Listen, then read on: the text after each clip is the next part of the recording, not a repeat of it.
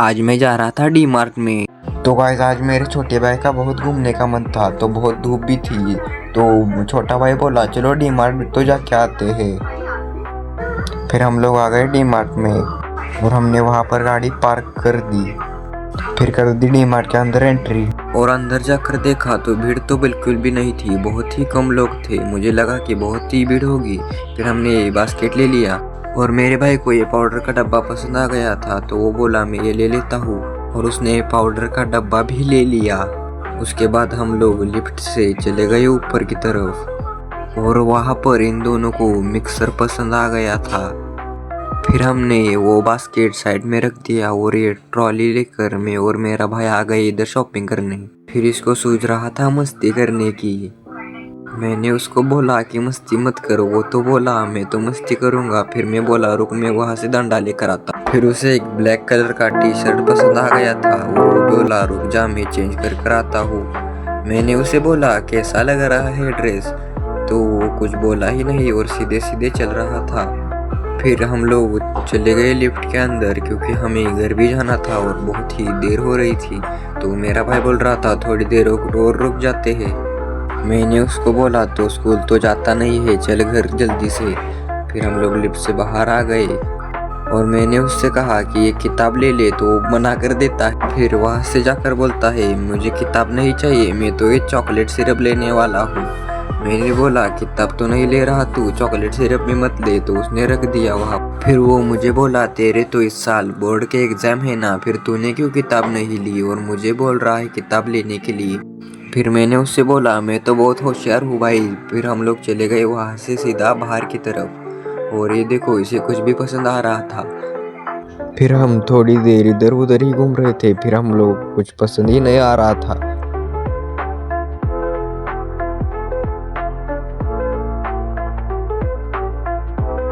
फिर हम लोग आ गए काउंटर पर बिलिंग करने के लिए और ये इतना सारा सामान हमने ले लिया था और मेरा भाई एक एक सामान ट्रॉली में से निकल कर काउंटर पर रख रहा था। तो गाइस मैंने ये जैकेट लिया था मेरे लिए क्योंकि सर्दियाँ भी बहुत बढ़ गई है ना, तो सर्दी में कुछ तो चाहिए गर्म होने के लिए, तो जैकेट ही ले लिया मैंने। ये देखो गाइस। फिर उस मैडम ने इसे घड़ी कर एक साइड पर रख दिया। फिर उन्होंने एक एक सामान की बिलिंग करना चालू कर दिया और ये मशीन तो टुई टुई टुई टुई बज ही रही थी और बहुत देर हो गई थी और ये मशीन भी बिगड़ गई थी और एक एक करके हमारा सामान साइड में रख रही थी वो मैडम। और बहुत देर बाद हमारा बिल हो गया, पूरा सामान हमने बाहर रख दिया। मेरे भाई को लग रहा था कि कोई तो सामान गायब है। मैंने उसे बोला कुछ गायब नहीं है, मैंने पूरा सामान रख दिया था ट्रॉली में। फिर हमारा टोटल बिल आ गया, ये देखो आप लोगों को स्क्रीन पर दिख ही रहा होगा। फिर मेरे भाई ने पापा के फ़ोन से ऑनलाइन पेमेंट कर दिया और फिर बाहर आकर उसे खाना था आइसक्रीम। फिर मैंने उसे बोला चल मैं भी एक आइसक्रीम ले लेता हूँ।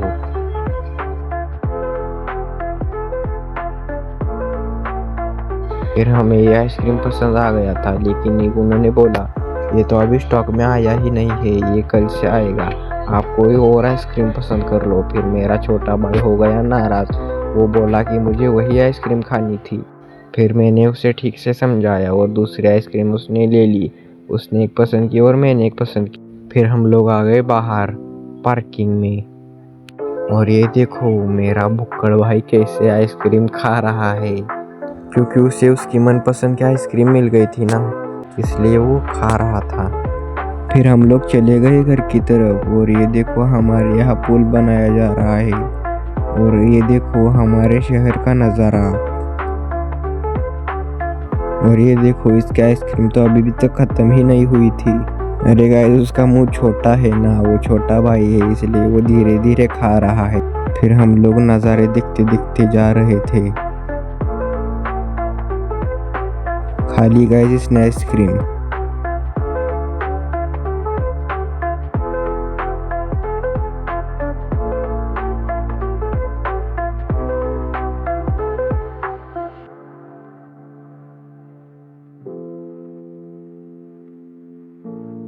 फिर मेरा भाई मुझे बोला कि मैं तेरे बाल इतने लंबे क्यों बढ़ाए हुए हैं तूने। फिर मैंने उसे बोला कि मैं कॉलेज में हूँ ना, इसलिए हमारे यहाँ लंबे बाल चलते हैं। और ये देखो गाइस, यहाँ पर भी हाईवे का काम चल ही रहा था और यहाँ पर तो बहुत ही ट्रैफिक मुझे लगा होगा, पर यहाँ तो पूरा रास्ता ही खाली था।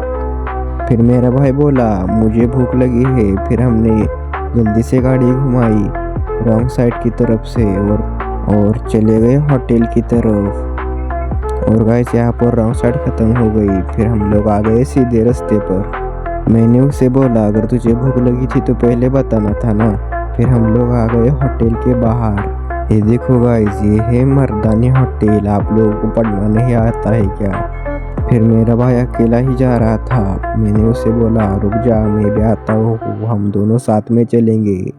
फिर हम लोग चले गए अंदर और वो बोला मुझे तो वड़ा पाव खाना है, तो उसने एक वड़ा पाव मंगा लिया और खाने लग गया। और फिर बोला मुझे एक और खाना है, फिर उसके लिए एक और वड़ा पाव हमने मंगा लिया। मुझे भूख नहीं थी तो मैंने चाय मंगा ली और फिर हम लोग आ गए बाहर। मर्दानी होटल के बाहर आकर मेरा भाई बोला कि अभी मुझे चाय पीने का मन कर रहा है। फिर बोला अरे नहीं नहीं, मुझे जूस पीना है। फिर मैंने कहा मैंने तो चाय पी ली है, तूने वड़ा पाव खाया है तो जूस मत पी, घर जाके हम लोग जूस बना लेंगे। फिर वो मुझसे सवाल पूछे जा रहा था और मैं तो होशियार हूँ ना गाइस, तो मैं उसके सवाल का जवाब दे रहा था।